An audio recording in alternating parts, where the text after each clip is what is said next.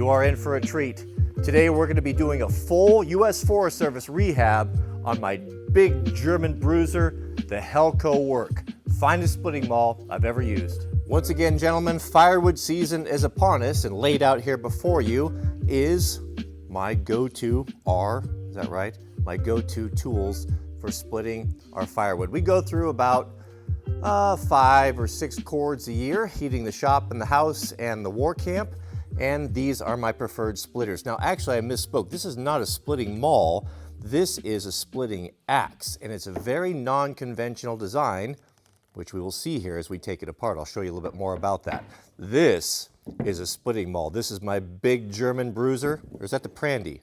I forget. I think this might be a Prandi, and then my beloved Axeroon, which has a chip in it. We're going to need to work on that. And then my Prandi High-Speed Splitting Axe, which is really a nice favorite. This one has a terrible warp in it. Look at that.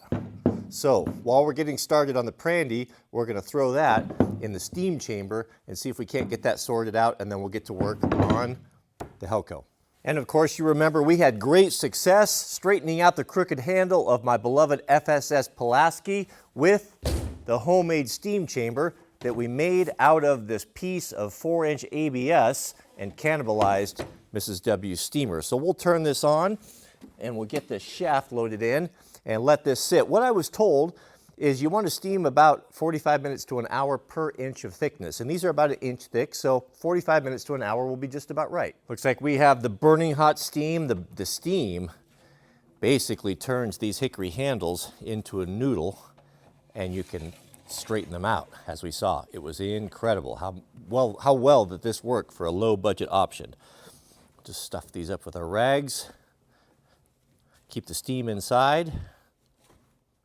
We got our coal bucket down there to catch the steam as it turns into a liquid. Thank you for that. I didn't know what it was called, a coal bucket, but it makes sense now. Set our timer for 1 hour, and we are good to go.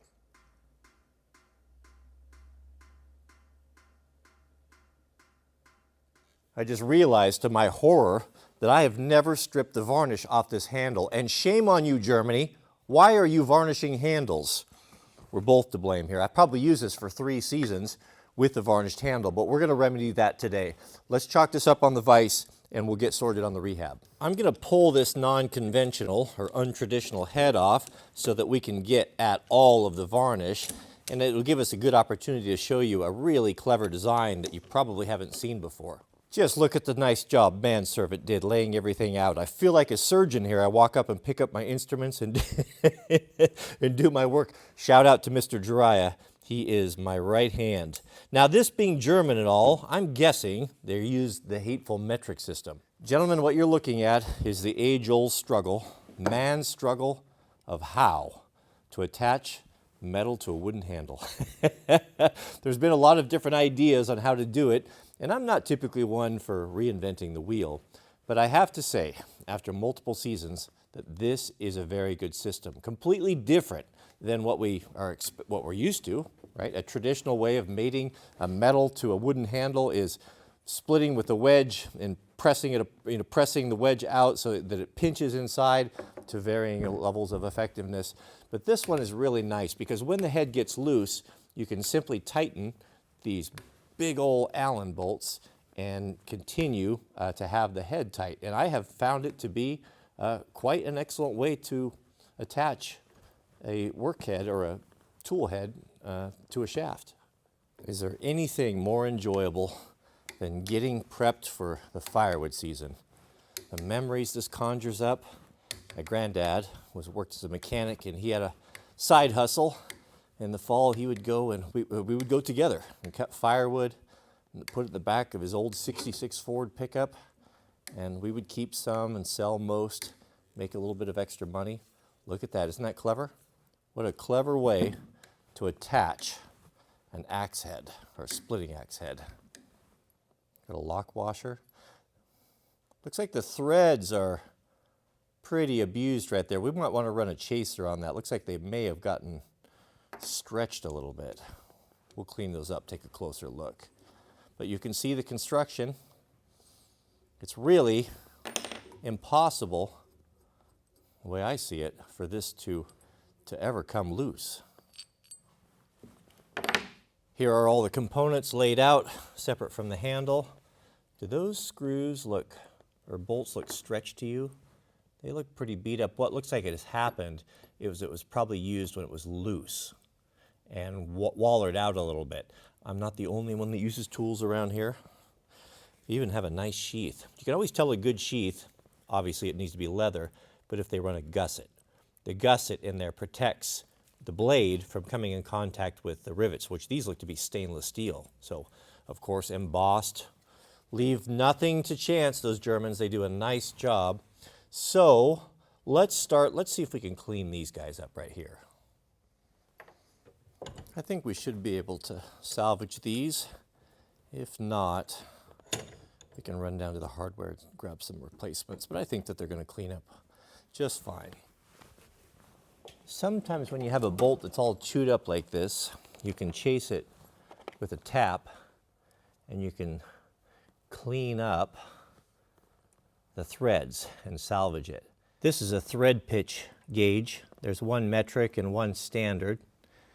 And how you use them is that these little teeth should correspond with the pitch of the thread. And when you find the one that fits in there perfectly, that'll tell you that's a 1.25. And you can go to your taps here and find them. Now, just to double check it, when you're using these, you should be able to kind of start threading on there just like a nut would. You can see that this is running into resistance because these are all chewed up. But we'll chase this and it will clean these up real nice. Very enjoyable to me. I don't know of anything I'd rather do than tinkering and fixing and repairing things in the shop when I do this sort of thing, which takes a lot of time, of course. Always in the comments there'll be some East Coast man that says, "Get a real job." And I have to smile inwardly as if that's the goal. If that's the goal, to go punch a clock for someone else and get what they call a real job versus doing what you want in your own shop. Cutting fluid, tap magic. You always, when you're cutting threads, you always want to use a cutting fluid. So when you're cutting threads, you don't just go ham on it and start turning it. You want to cut and then break the thread. Cut. Basically what you're doing is you just go forward a little bit and back. Now you feel it out, how it feels. If you're not getting a lot of resistance, like right now where we got through the initial hard part, we can go ahead and just roll that through there. Can you see how clean and sharp those threads are that we chased compared to, look at that, look how bad that is. That's real bad. That I can tell how that happened was it was used with those screws loose. But I think we're going to be able to repair this. We'll run this down all the way till we hit the shoulder. That's quite a bit more resistance there. So I'm going to half turn, cut the thread, half turn.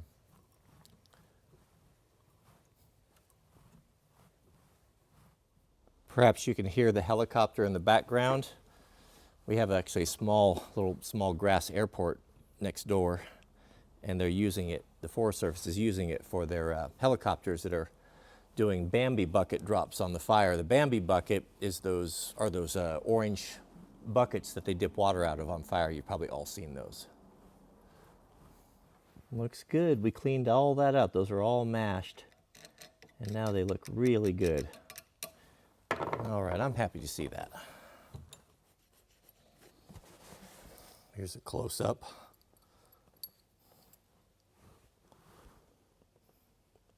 Looks better, doesn't it? One of the great mysteries of life that perplexed me for decades was, how is it that my shop, I cannot keep it organized? Why, it's always a disaster. Well, Mrs. W taught me, clean as you go, just like a pro.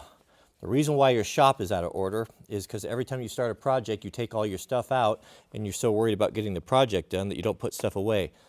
When you're done with the tool, clean it, put it away, and then at the end of the job, you're organized. Let us now turn our attention to our hickory handle.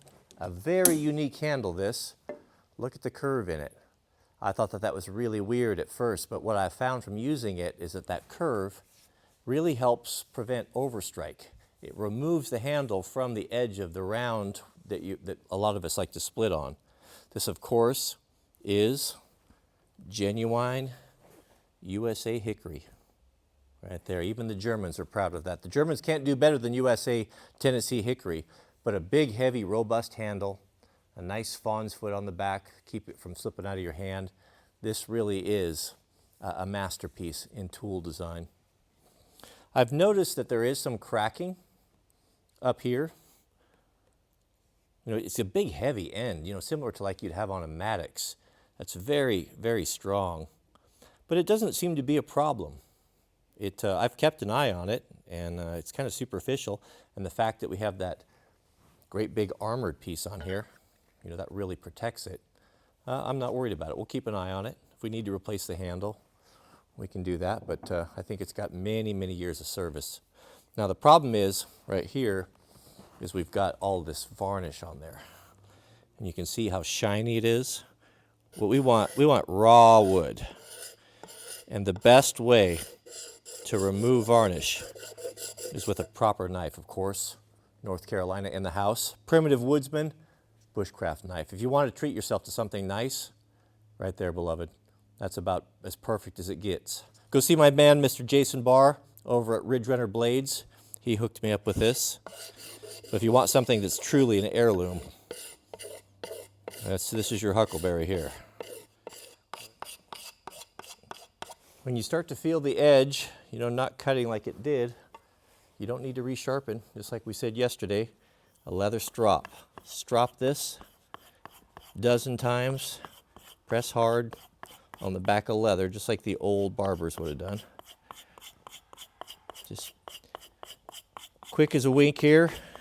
That's really all you need to do. And now you're good for whatever you need to do. You might need to strop it a couple times. This hickory is as hard as a Swede's head. Have you hit that thumbs up? If you enjoy this content, take a moment and do that. I'll wait. I'm a YouTuber. I've got nothing but time. All right, let us proceed.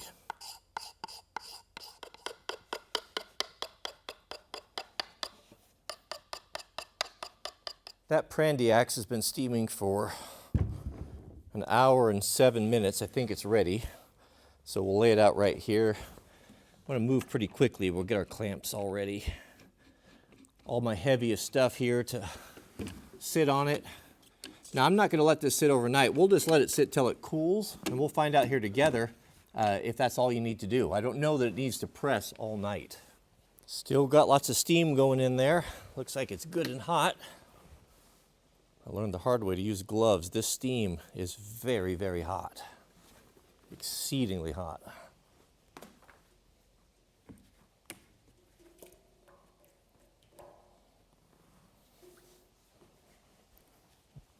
We had such good luck last time with that little wedge. I think I'll do that as well. Maybe hyperextend it a little bit.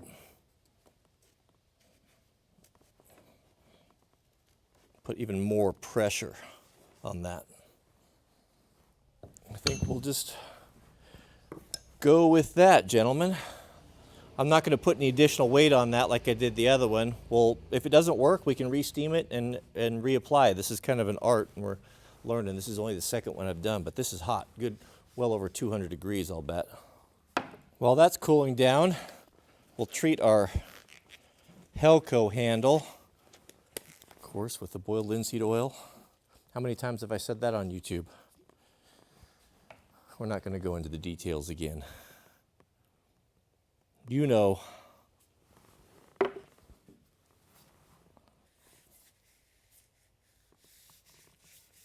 Try not to spill so much on the floor this time.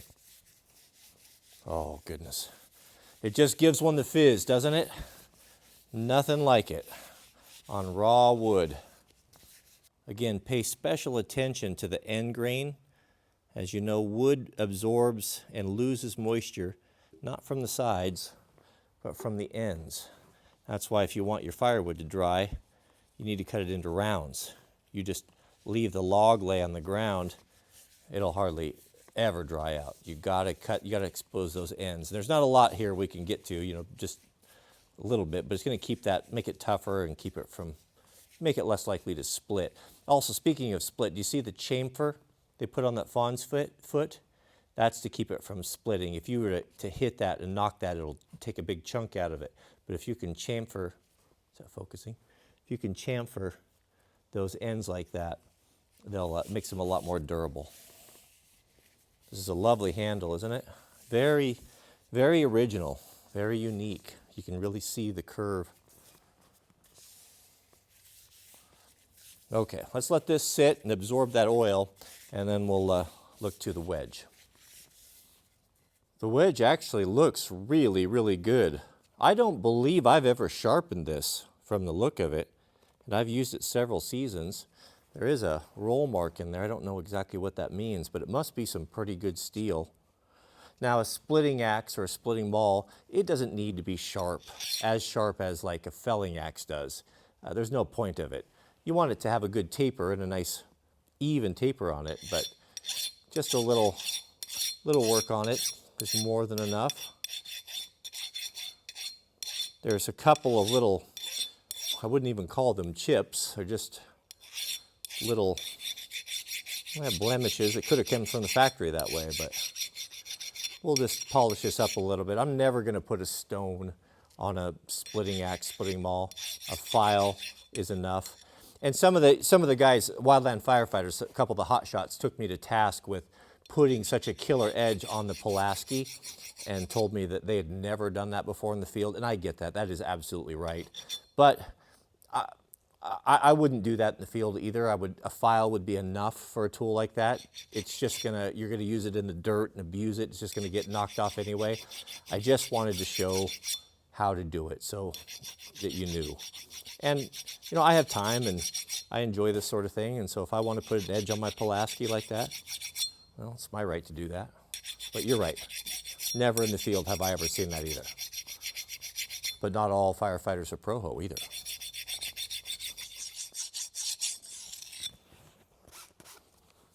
This looks really good. It's got quite a bit, it's got a little bit of a corrosion and rust on there. There's nothing wrong with polishing this. If a guy wants to polish this and make it really smooth, the problem is the more you polish it, it seems the more it wants to corrode, but it does cut into the wood better. There's a lot of science that goes into this taper. And there's a lot of different philosophies on that, but it also depends on what type of wood you're using.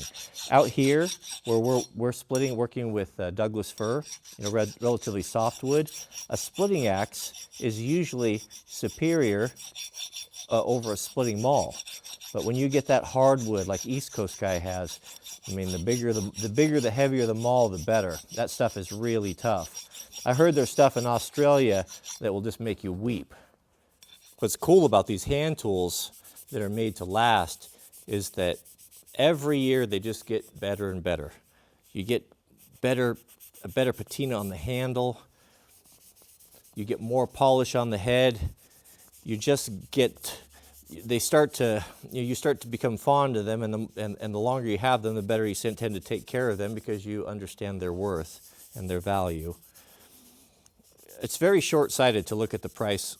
You would take $200 or $300 for a good splitting axe or a splitting maul to look at that price and say, oh, only an idiot would spend that much money on a tool. We're talking about things that are going to last 100 years, 200 years. I've got axes that are nearly 200 years old that still work as well today as they did when they were first forged. That looks better. There's a few little pits in there, but this will work out over the years. I think it's pretty safe to assume that since the threads, the male threads are all messed up on the bolts, it probably didn't do the threads on the inside of the wedge any good either. Let's take a moment and we'll chase these threads with a tap as well. Why not do it right? I believe that was an M8, M8 125. So here's the corresponding tap. And of course, when you're working with these nice tools, you want to have soft jaws. my Wilton machinist vise here, I have these are copper. Copper is a lot softer than other metals, so it doesn't mar the finish. You can use rubber, aluminum, wood, lots of different things. I'm no machinist, so if you want to share tips, if you know about these sorts of things, please put it in the comments. We all benefit. Iron sharpens iron, the good book tells us, so one man sharpens another. That's why we're here, you know, we learn from each other. It's never a good idea to have so much pride that you think you can't be taught something. Goodness, Lord knows I'm the chief of sinners when it comes to that.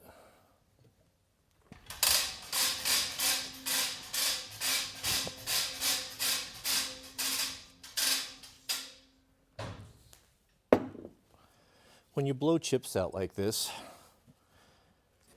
these things will go everywhere and get in the floor. When you work barefoot, you'll learn the hard way not to do that. So one thing you can do is just wrap it with a rag and blow it out, and it catches those chips and shavings. Just keeps your shop a little cleaner. Also, I'm going to use Loctite on this so that it doesn't work loose again. And when you use Loctite, you want to degrease it a little bit. So we want to carburetor cleaner in there to get rid of that tap cutter so that we have a nice clean surface. And we want to blow that out same way. You don't want this getting in your eyes, so just get your rag over there and dry that out real quick.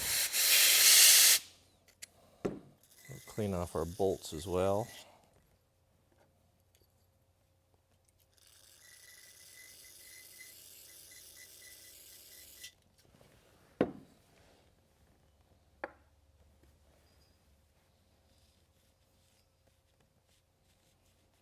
Those really turned out nice, didn't they?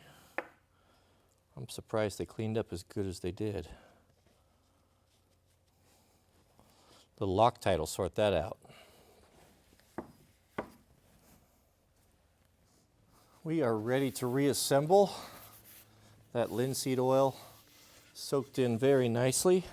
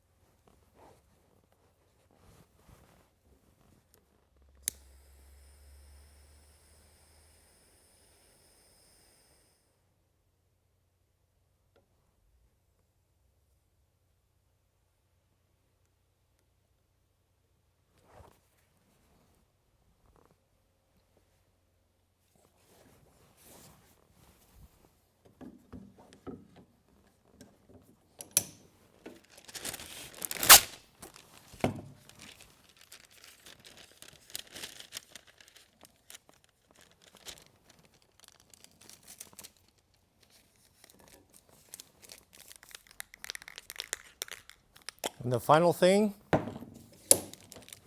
is to paint the handle black.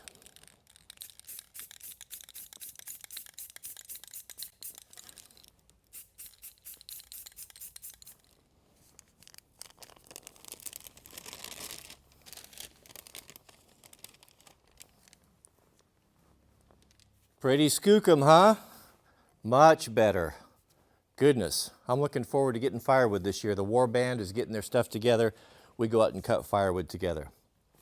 Well, I guess that's about all we have time for today. Oh, you wanted to see that axe handle? Let's see.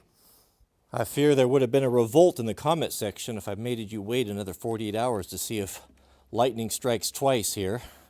We had perfect results on our first attempt. How about today? This was a pretty crooked old handle.